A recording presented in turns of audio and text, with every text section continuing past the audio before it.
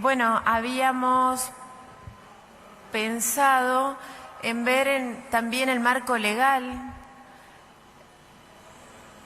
que de algún modo está receptado en los procedimientos que estamos cargando en el sistema y que venimos hablando de violencia familiar, violencia contra la mujer.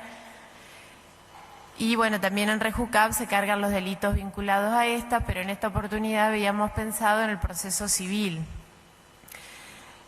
Y la verdad que la propuesta de hoy difiere bastante de lo que la pensamos originariamente, puntualmente porque ha entrado en vigencia la nueva Ley Procesal de Familia y nos parecía muy enriquecedor compartir esto, que quizás surjan dudas que podamos charlar y pensar entre todos y todas. Entonces, en este marco, si bien sabemos que Argentina ha suscrito los tratados internacionales de derechos humanos, como Ruth habló originariamente en general de derechos humanos, y que están los específicos en la materia, que de algún modo nuestro Estado tiene la responsabilidad en el cumplimiento de ellos y son el paraguas, decíamos hoy más temprano, respecto al cual trabajamos no solo en nuestra oficina, que hoy hablamos de las políticas, sino en general en todos los organismos que intervenimos en el Poder Judicial y en otros poderes en la temática. Bueno, nos parecía pensar un poco en algo que ha sido motivo de consultas en estos días o de intercambios entre quienes tienen el poder jurisdiccional, y en esto pensarnos en que en nuestra provincia tenemos, y también a nivel nacional, la Ley de Violencia Familiar y la Ley de Protección a la Mujer, cuya vigencia, y lo aclaro debido a consultas puntuales que han surgido, cuya vigencia se mantiene. Estamos hablando o queremos ahora charlar un poco de este procedimiento que prevé la Ley Procesal de Familia referido o abarcando la violencia familiar o contra la mujer. Entendemos que en lo que refiere a cuestiones de fondo, tanto la Ley de Violencia Familiar provincial, que todos vienen aplicando y en las que intervenimos en las situaciones, mantiene su vigencia, a excepción de las cuestiones contempladas en esta ley procesal, que en los pocos minutos que nos quedan intentaremos ver, y en todo caso lo seguimos charlando con quienes quieran que intercambiemos. En general, la Ley Procesal de Familia 10.668 entendemos que contempla mucho de la práctica y la experiencia de nuestros tribunales, con la contribución de que unifica los procedimientos puntualmente en algunas cuestiones que en lo que refiere a violencia familiar se remitía o nos remitíamos al Código de Procedimiento Civil, por ejemplo, recursos y plazos, y en lo que refería a la Ley de Protección a la Mujer se tomaba el procedimiento o los pocos artículos de procedimiento que la ley tenía. Así que en una mirada general entendemos esto como una contribución positiva de la Ley de Procedimientos. Ustedes saben que esta Ley de Procedimientos, que arranca con la idea de un código de procedimiento, fue muy debatida en todos los órdenes, dentro de la magistratura, también en los colegios profesionales, tratando de contribuir a ateneos que trabajan desde lo procesal, y con la apertura de la legislatura en estos pensamientos y en estas contribuciones que de distintos sectores, incluido desde el Superior Tribunal de Justicia, se fueron haciendo mientras duró este debate y fue pasando de una Cámara a otra con algunas modificaciones al proyecto original que presentó la doctora Romero. En lo que refiere específicamente al tema que nos convoca, en el capítulo 11 habla de las tutelas de protección en violencia familiar y contra la mujer en el ámbito doméstico. A partir del artículo 266, no hace una definición de violencia, entendemos que esto está conceptuado en las leyes de fondo, pero sí dice qué abarca este procedimiento. En lo que quieran contribuir, porque acá hay magistradas que, bueno, ya están teniendo una experiencia porque ya la están aplicando y en esto de la experiencia que vienen, en lo que quieran, el que quiera o la que quiera aportar su pensamiento, lo vamos charlando. Bueno, les decíamos que este primer concepto no es una definición en sí de violencia, sino que lo que a nuestro entender trata es de qué abarca este procedimiento. Establece a partir de la denuncia, y en esto unifica algunos criterios, en cuanto a que ambas leyes hablaban de que la denuncia puede ser verbal o escrita, lo retoma, y lo que innovadoramente agrega es la amplitud de los medios de recepción. Esto intentando una puerta grande para el acceso a justicia y en que aquellos grupos que tengan presenten alguna discapacidad, bueno, tendremos que generar los recursos. Ayer leía de una ONG que está trabajando en todo lo que es violencia contra las personas que no pueden comunicarse verbalmente y bueno, tendremos que pensar cómo vamos a instrumentar, cómo hacemos con colaboración de las universidades, del IPRODI, que son por ahí los que tienen personas que pueden contribuir con esta herramienta de comunicación, de lenguaje de señas, por ejemplo. Sí. ¿Quieren darle perdón, queremos el micrófono, así te escuchan desde el interior, sí.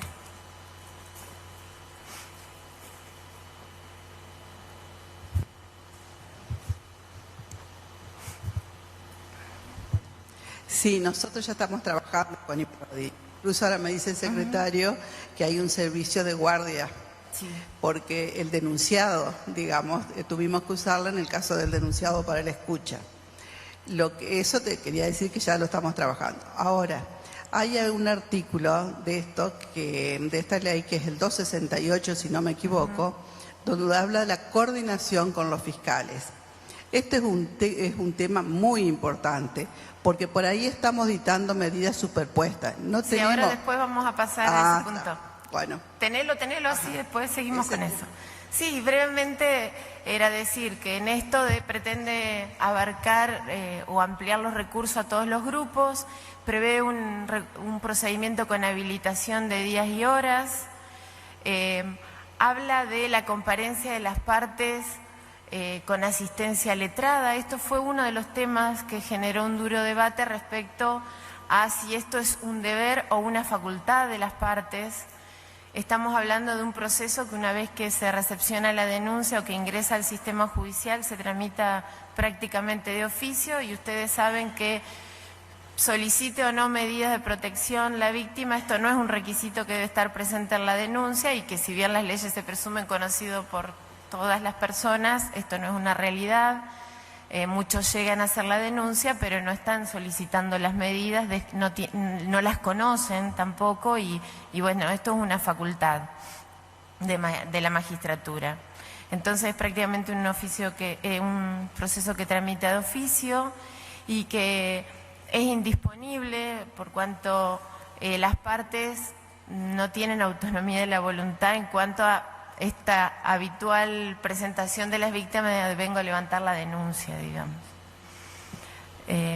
Y para ampliar un poco más en esto de la asistencia letrada, les decía que fue una de las grandes discusiones, reconociendo que si bien todas las personas necesitan tener garantizada su defensa y su asistencia en cuanto a recibir la información adecuada, también hay una realidad que si esto era un requisito que debía darse ineludiblemente, corríamos el riesgo de que el proceso se viera trabado porque no todas las partes tuvieran asistencia letrada. Si bien reconocemos como una necesidad, la realidad es que no tenemos totalmente el recurso en la provincia, si bien hay algunas políticas del Ejecutivo que ha articulado con el Colegio de Abogados y que se bajan desde Nación, por ejemplo, para asistencia letrada, para que no solo sea de la defensa pública, que la realidad es que está alcanzando a abarcar la asistencia a la víctima, que sería la prioridad. Bueno, como bien decía la doctora Márquez, también se prevé la actuación coordinada con la justicia de familia y penal. En otros países las denuncias por violencia tramitan en el fuero penal, no es la realidad de cómo está legislado en nuestro país ni en nuestra provincia, por lo tanto los fueros aparecen interactuando y esto en la práctica genera algunas, a veces contradicciones, a veces vacíos, a veces sobreintervenciones, a veces no intervenciones. Entonces tratamos todo el tiempo de ir coordinando y se ha previsto un artículo específicamente para decir cómo sería esta actuación coordinada, que sería dentro de sus respectivas competencias, el juzgado de familia o de paz. Y quiero aclarar que cuando hablamos de juzgado de familia, en nuestra provincia quedan 2 jurisdicciones que todavía tienen juzgados multifuero. Entendemos que ese es el que tiene la competencia especializada. Esto también ha sido un motivo de consulta. El juzgado de paz va a intervenir en aquellas ciudades donde no haya juzgado de familia o juzgado multifuero con tal competencia. Si la Magistratura de Familia o de Paz advierte que existe la presunta comisión de un delito, va a dar intervención a la Fiscalía de turno. Sabemos que, aunque no era necesario, porque esto es parte del ordenamiento y la legislación vigente, por alguna razón, quizás por las cuestiones prácticas que la doctora empezó a mencionar y que ya le doy la palabra para que pueda compartirnos, ha sido una necesidad dejarlo escrito nuevamente y fue otro de los puntos de discusión si ponerlo específicamente o no. Entiendo que la decisión legislativa de incluirlo es visibilizar estas dificultades que a veces se generan en poner en funcionamiento todos los engranajes del sistema judicial. Lo mismo si la denuncia ingresa en sede penal y hay alguna cuestión que sea necesario resolver desde la justicia de familia, se podría dar intervención o se puede dar intervención para esas decisiones específicas al juzgado competente.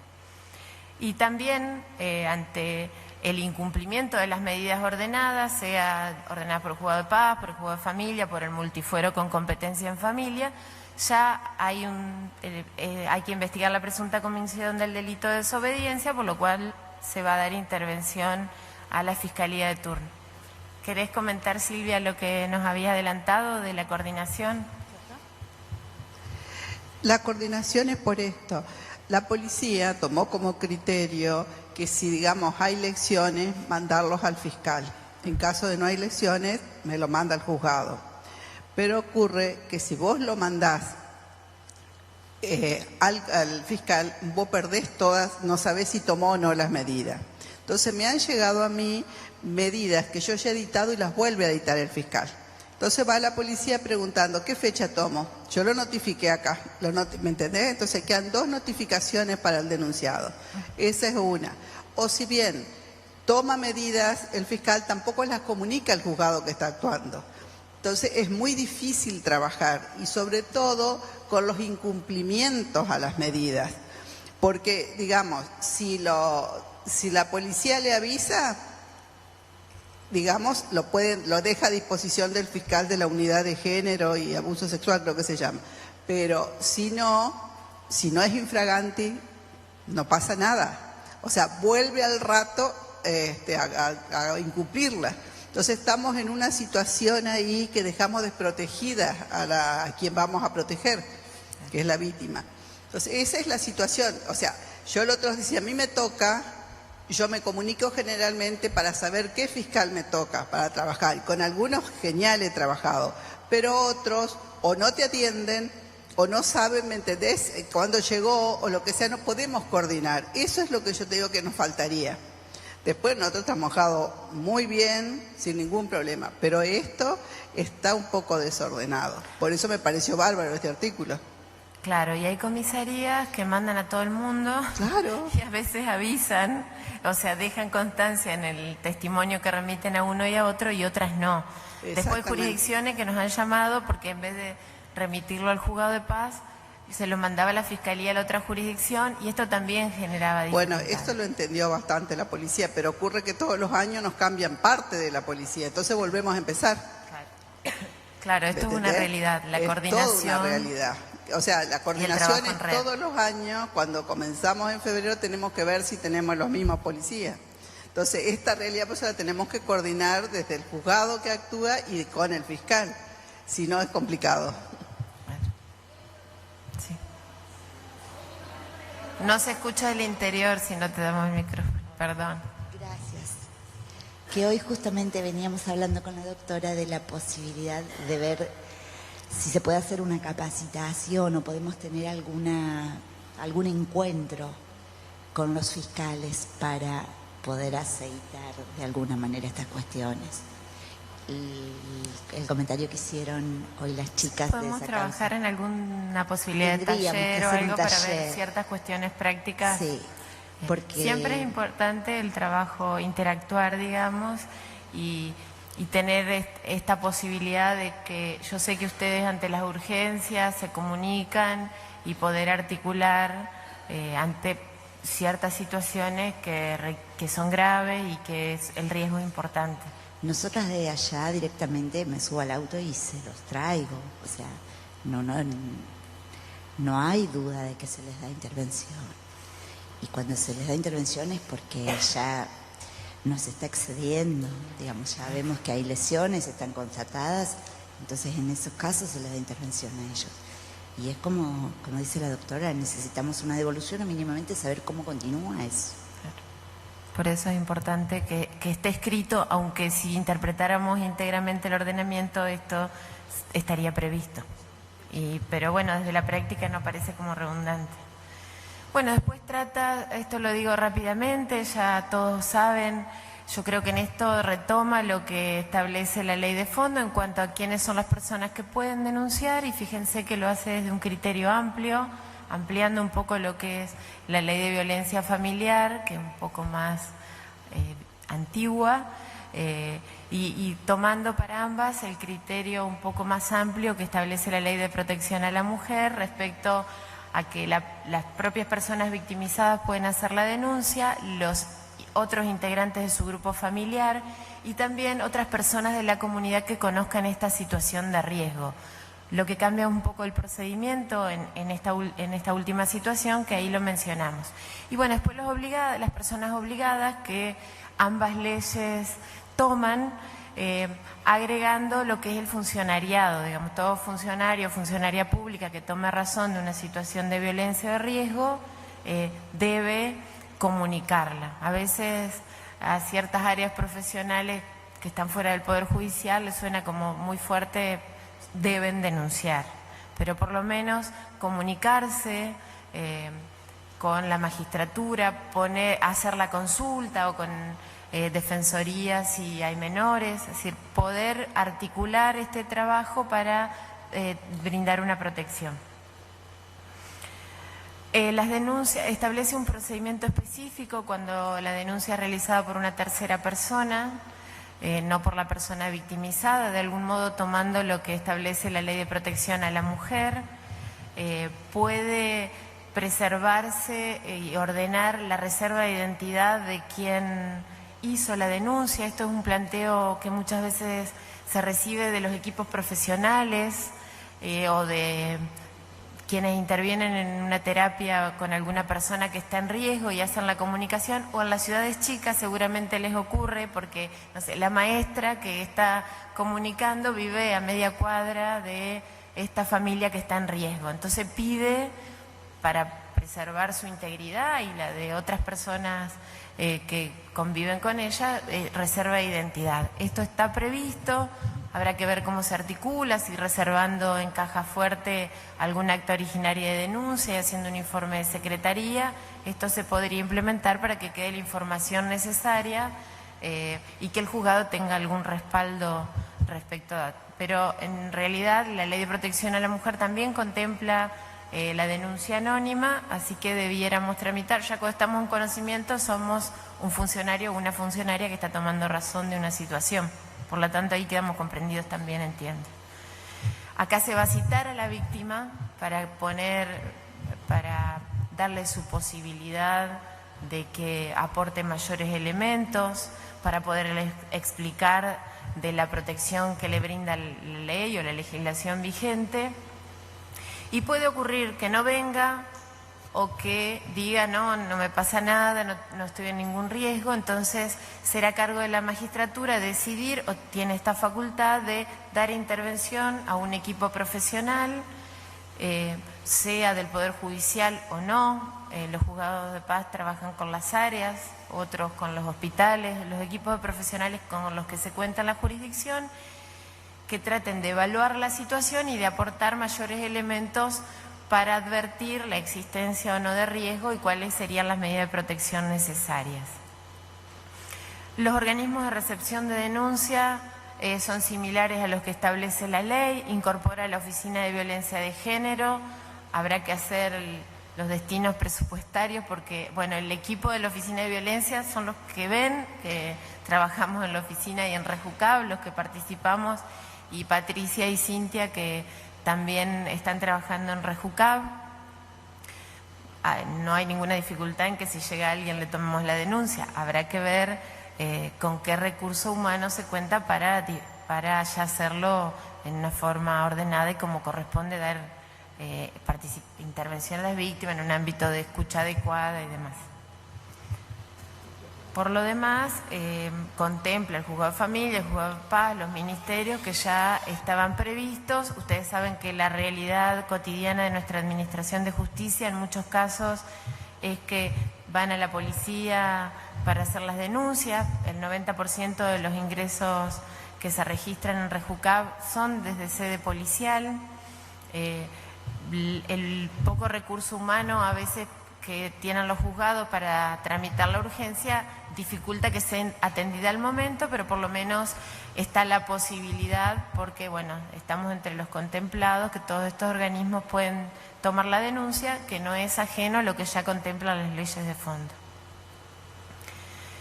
Bueno, cuando la denuncia es recibida en un organismo no jurisdiccional, en un plazo máximo de 24 horas le debe dar intervención al juzgado de familia, de paz o el multifuero con competencia en familia para el dictado de la medida. No se cumple. Bueno, y esto la policía está mandando, debiera mandar donde está el recurso informático, adelantar la denuncia por correo electrónico. En Paraná y en Concordia la reciben las MIP. ¿Ustedes están recibiendo o no?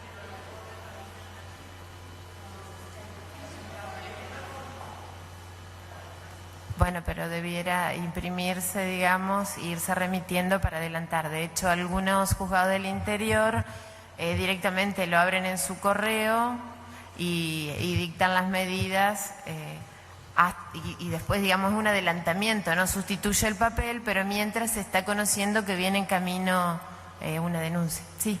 Pero en un caso particular nos dijeron desde el juzgado de familia que tenían que esperar que la denuncia llegara desde la policía, por más de que la teníamos en el correo. Bueno, eso no es lo que está dispuesto. Y entiendo que la Mesa de Información Permanente cumpliría en imprimirla y hacer saber al juzgado que la denuncia está allí, porque si no es responsabilidad de ustedes si no llega y está dispuesto por reglamento. Sí, Silvia, vos querías hoy decir algo y yo me olvidé darte la palabra.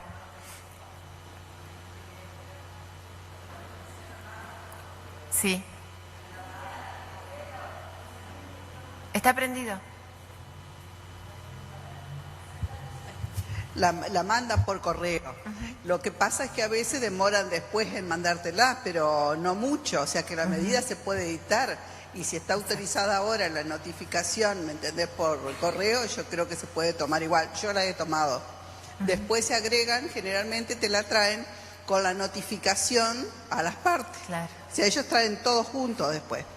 No, lo que a mí sí me preocupa es el tema de la denunciante, digamos, con reserva, porque nosotros la tomábamos ya antes, pero ahora el secretario y las empleadas lo que decidieron, porque justamente el nombre estaría de la persona que denuncia, entonces poner el nombre de la víctima, digamos, y el denunciado, que serían los dos, salvo que sean menores, y dejar en caja fuerte la denuncia del denunciante. Perfecto. Porque si no, en un pueblo chico, en una ciudad chica, es mayor el problema. Porque nos pasó en un caso de abuso sexual que denunciaron en el juzgado. Yo la mandé a la fiscalía y en la fiscalía le dieron el nombre, no sé si era amigo de algún empleado, le dieron, así que se fue y lo golpeó, digamos, a la otra parte. Así que esto yo ya lo venía haciendo, pero me parece que tendríamos que tener un criterio, porque cómo lo cargamos nosotros en el sistema rejuzgable, porque estaría el nombre de la víctima y del denunciado. Sí. O sea, el criterio que tomamos sería el correcto, me parece, para esto. Sí, sí. Siempre debiera estar en el proceso el nombre de la víctima y el denunciado. Y cuando hay un pedido de reserva, a veces son personas públicas, o lo atinado que establece la ley de procedimiento es que se puede inicializar para reservar esa identidad. Por ejemplo, si la víctima y el denunciado son conocidos, podría ser que se inicialice y no... Pero las iniciales a veces, viste, son conocidas muy fácil, que es cuando es la docente o la acompañante en el colegio, o ese tipo de cosas, saben quiénes son por los nombres. Sí, sí, esto para reservar los datos de la víctima y de la persona denunciada. Se puede inicializar, poner el número de documento. O sea que de esta manera la cargamos al sistema con los dos nombres, víctima y denunciado. Sí. Y reservamos así. Y reservamos la identidad de la persona que denunció. Bueno, brevemente, ya estamos en horario, pero rápidamente, retomando esto que decíamos que el procedimiento no difiere demasiado, lo que agrega es algunos plazos de lo que se viene haciendo en la práctica, dentro de las 24 horas de recibida la denuncia, dicta las medidas de protección, sean de oficio o a pedido de parte, ordena el cese de actos de perturbación, teniendo en cuenta si los hechos resultan verosímiles y estaba comprendido en la Ley de Protección a la Mujer o de Violencia Familiar. Una innovación que agrega la Ley de Procedimiento es que establece que debe hacerse la consulta REJUCAB de antecedentes como una herramienta para quien administra justicia y también como un elemento de prueba sobre la existencia de estos antecedentes.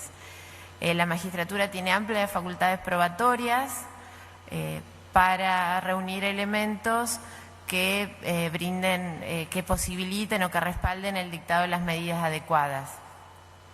Además, se establece que la resolución debe decir cómo se van a llevar a cabo las medidas, el funcionamiento, a qué organismo se requerirá, cómo se articulará y en el último artículo incluso habla de las redes locales, estableciendo o contemplando incluso la posibilidad de que sean organismos no administrativos, públicos, por ejemplo una ONG que pueda estar aportando alguna intervención como existe en algunas ciudades, por ejemplo en Crespo, que hay una asociación civil que tiene equipo técnico y hace los informes. Por ejemplo, podría encargarse el tratamiento terapéutico u otra intervención. Bueno, las medidas no difieren de las previstas por las leyes de fondo, establece algo también innovador que habla de las nuevas tecnologías, del sistema de alerta y geolocalización y también de herramientas tecnológicas. Esto sería así como para adecua los términos al nuevo Código Civil, entonces habla por ejemplo de cuidado personal de los hijos, pero sabemos igual que tanto la enumeración que hay en las leyes de fondo como esta ley de forma son meramente enunciativas y la magistratura tiene amplias facultades para tomar las decisiones de acuerdo a la protección que sea necesaria de las personas involucradas en la situación de violencia. También contempla que las medidas que se dicten deben cargarse al sistema REJUCAB. Establece la notificación a la Defensoría en los casos de intervención necesaria, receptando el 103 del Código Civil, pero a su vez mantiene lo que es el criterio que ya establecía el protocolo de intervención en los procesos de violencia que estableció el Poder Judicial en cuanto a que se puede dictar medidas sin dictamen previo del Ministerio Público y se le notifican esas medidas, pudiendo quien va a intervenir solicitar otras medidas o pedir la modificación de las ya dictadas. Y también lo innovador que contempla es que, por ejemplo, los juzgados de paz pueden dar intervención por medios electrónicos, pero que ya estaba previsto también en el protocolo de intervención en violencia establecido por el Superior Tribunal de Justicia. Establece la fijación de una audiencia dentro de las 48 horas, de algún modo trae lo que está establecido en la Ley de Protección a la Mujer y contempla la posibilidad de fijarla también para las personas sometidas a la situación de violencia, previéndola en un día diferente. El protocolo de intervención establecido por el superior decía con la suficiente diferencia de tiempo como para que las personas no se crucen en el ámbito de tribunales. El Código de Procedimiento dice que se celebrará en fecha distinta.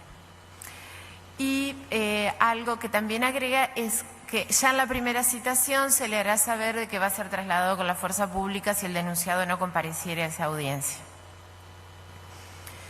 Bueno, una vez que se realizan las audiencias se pueden adecuar las medidas. Sabemos que en los procedimientos de violencia justamente tienen esta particularidad de que puede haber diversas resoluciones advirtiendo otros factores de riesgo, generar la necesidad de otras medidas de protección, y esta es una facultad, por eso decíamos, es un proceso que va a tramitar prácticamente de oficio. Si bien las partes pueden pedir medidas, la magistratura va a ordenar las que considere adecuadas de acuerdo a los elementos que se van aportando, por ejemplo, a los aportes de los equipos que haya en cada jurisdicción, a quien haga el seguimiento, a quien está realizando un tratamiento terapéutico y hace algún informe de la situación.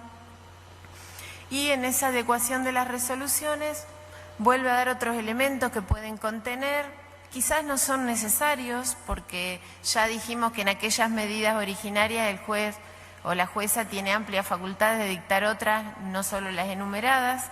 Por lo tanto, si bien acá hace otra enumeración después de la audiencia en lo que el juez puede resolver o la jueza, dice asistencia legal, médica, psicológica, dar intervención a organismos públicos no gubernamentales especializados. Esto ya es algo que se puede hacer desde las primeras medidas, si bien creo que no aporta nada nuevo, sí lo que entiendo trata de decir, se puede habilitar o volver a mencionar que se pueden dictar otras medidas modificatorias o que amplían las anteriores o que hagan cesar alguna de las ya previstas, siempre procurando el fortalecimiento de las personas sometidas a violencia y también el tratamiento de las personas denunciadas. Acá ya habla del trabajo en red que les decía que retoma en el último artículo del procedimiento de violencia. Y algo importante que aporta a nuestro criterio es que quien alega la inexistencia de riesgo tiene que aportar elementos, porque ocurre en la práctica, y lo podrán reforzar las juezas presentes, que es muy habitual que las víctimas vengan a decir, ya recompusimos, o en realidad en ese momento me confundí y era menos grave de lo que expresé. Muchas razones que sabemos que son parte del proceso que va atravesando la persona sometida a esta victimización y que a veces dejaba como en la duda a quien administraba justicia sobre su injerencia en esa situación. Creo que este artículo les da un respaldo para sostener esa decisión, también en las apelaciones, que las medidas se apelan por los denunciados sin otro, y el órgano de revisión, o sea, la Cámara o familia en los juzgados de paz, con los mismos elementos que evaluó el que dictó las primeras medidas, tienen que resolver ese recurso. Creo que esto es una herramienta que pone en responsabilidad del que está diciendo, acá no existe una situación de riesgo, de ahí sí tener un activismo en ese proceso. Porque si estamos hablando de afectación de derechos humanos y que como Estado debemos dar respuesta, acá invierte esto responsabilizando al particular que vino para la administración de justicia esa carga. ¿Sí? ¿Vos querías decir algo? Por lo cual me parece un punto valioso. Bueno, refiere también al informe y algo que me parece importante es que antes, durante o concluida la audiencia, ya al principio dice que la magistratura puede dictar medidas sin informe, esto ya es algo que se viene haciendo, que la urgencia y la gravedad, la agilidad que se necesita y a veces la falta de equipos, por ejemplo en los juzgados de paz, les obliga a que así sea, porque si no, no se dictaría medida hasta que llegue un informe o el cúmulo de tareas. Entonces, prever que en la audiencia puede escuchar el equipo y hacer un informe, me parece valioso. Puede ser antes si no se advierte una gravedad tal que justifique medidas, el dictado de medidas antes de contar con ese informe o si quedan dudas, o también después de dictadas las medidas. Es decir, en cualquier momento del proceso, quien administra justicia podrá requerir este informe. ¿Qué van a evaluar los profesionales que intervienen? La situación que motivó la denuncia, la existencia de peligro y cada uno va a aportar desde su disciplina, ¿sí? Si pueden aportar un plan de acción, ¿se acuerdan que las leyes de violencia familiar y contra la mujer hablan de sugerir medidas? Acá, además de las medidas, puede decir, sugiere un tratamiento terapéutico, bueno, como la persona no tiene recursos, en algún centro de salud se puede articular o contactar ese centro de salud o pedir que la resolución lo contemple para que se le prioricen los turnos. O sea, pensar todas las estrategias que entre todos los actores del sistema puedan contribuir a la efectiva protección. Habla también de que los informes, yo creo que en esto le da herramientas al equipo sobre qué debe contener el informe. En esto recordemos, y hoy hablamos, de que hay un protocolo en el Poder Judicial de intervención de equipos técnicos que mantuvo vigente el reglamento de funcionamiento de equipos y que es sugerente a efectos de conocer el riesgo personal, familiar y social de las personas afectadas y cuya vigencia se mantendrá hasta que exista el que prevé la ley especial, que es a partir de un acuerdo con el COPREV, que es la mesa en la provincia donde intervienen todos los actores que intervienen en violencia, los ministerios públicos y el Superior Tribunal de Justicia. Mientras ese acuerdo no exista para un nuevo protocolo, se mantendrá la vigencia del que está establecido por acuerdo en el Superior Tribunal de Justicia, por lo menos en los equipos del Poder Judicial, y que invita a sugerirlo a otros equipos, dado que comporta una herramienta para quienes administran justicia y que necesitan conocer las variables para las tutelas de protección, las variables de riesgo. Bueno, acá en lo que es recursos, contempla el recurso como lo establece la Ley de Protección a la Mujer, amplía diciendo que el recurso de reposición es admitido en el mismo plazo que el de apelación, dentro de los 3 días hábiles de dictadas las medidas. Mantiene los efectos que establece la Ley de Protección a la Mujer, porque antes se aplicaba para violencia familiar el Código Procesal Civil y en lo que es protección a la mujer se tomaba la norma de procedimiento que establece la ley. Entonces hoy se unificó esto en esta ley procesal, lo cual me parece me parece atinado. Y bueno, y el efecto es suspensivo en lo que refiere a las medidas ordenadas, digamos, de protección. En cambio, las medidas que ordenaron el cese o interrupción de las medidas de protección ya dictadas, esas son con efecto suspensivo.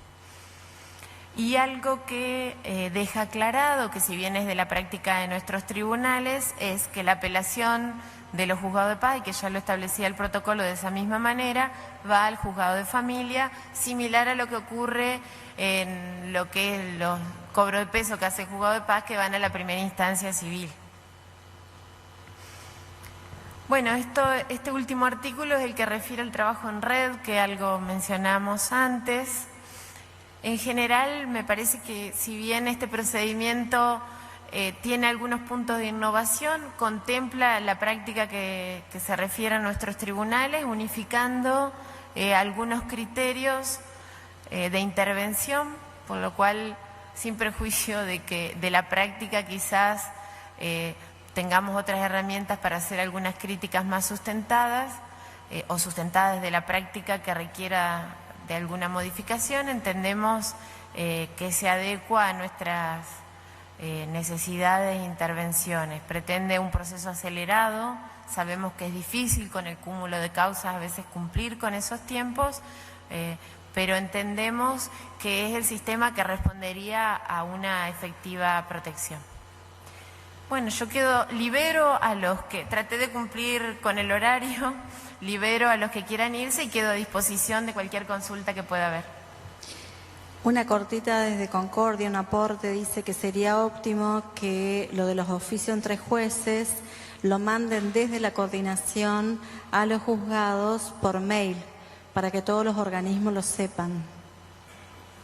Nosotros lo hemos estado reiterando a pedido de profesionales, pero incluso llamamos cuando los profesionales nos avisan que les han dado intervención de esta manera, pero vamos a aceptar esa sugerencia y lo vamos a reiterar.